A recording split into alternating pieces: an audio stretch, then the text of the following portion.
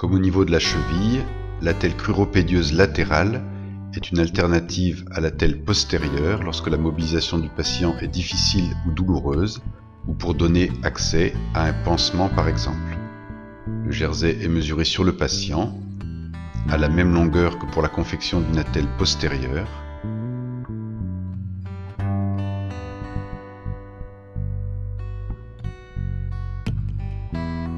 Du fait de la longueur de jersey utilisée, il est particulièrement utile de le rouler avant sa mise en place.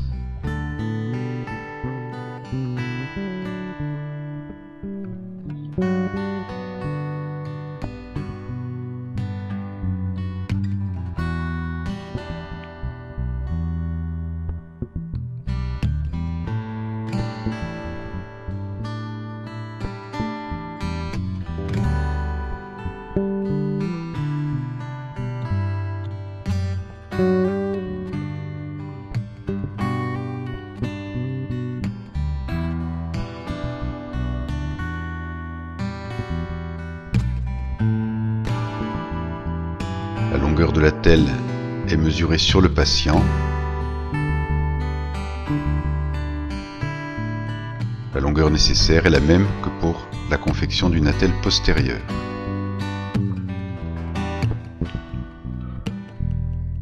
L'attelle sera préparée à l'aide de 3 bandes plâtrées de 20 cm de large, déroulées en totalité.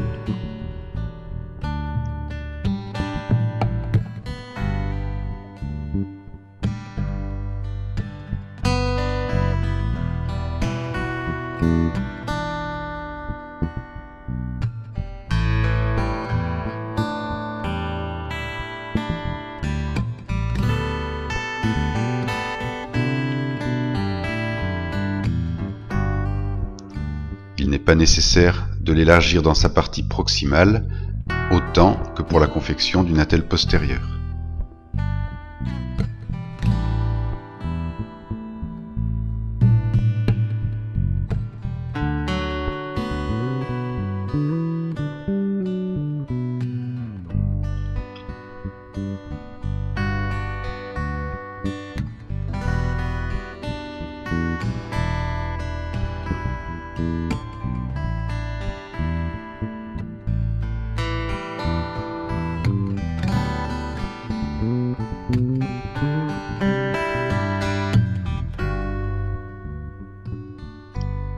La stèle est ensuite immergée 1 à 2 secondes, puis bien égouttée et lissée sur un plan dur pour éviter la formation de plis et chasser les bulles d'air, ce qui renforcera sa rigidité.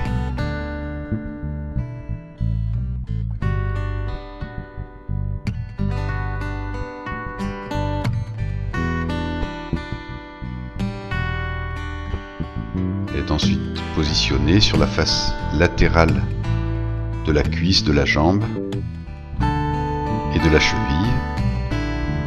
Sa partie inférieure est repliée pour envelopper la plante du pied et venir recouvrir le bord médial du pied et la face médiale de la cheville.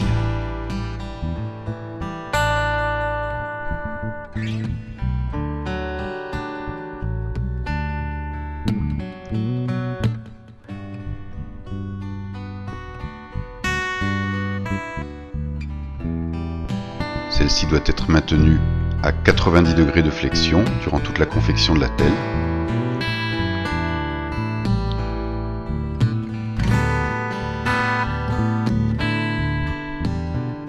Le lissage est toujours très important pour éviter la formation de plis qui pourraient occasionner des points de compression, notamment sur la face latérale du genou en regard de la tête de la fibula, où un tel point de compression pourrait être responsable de complications neurologiques.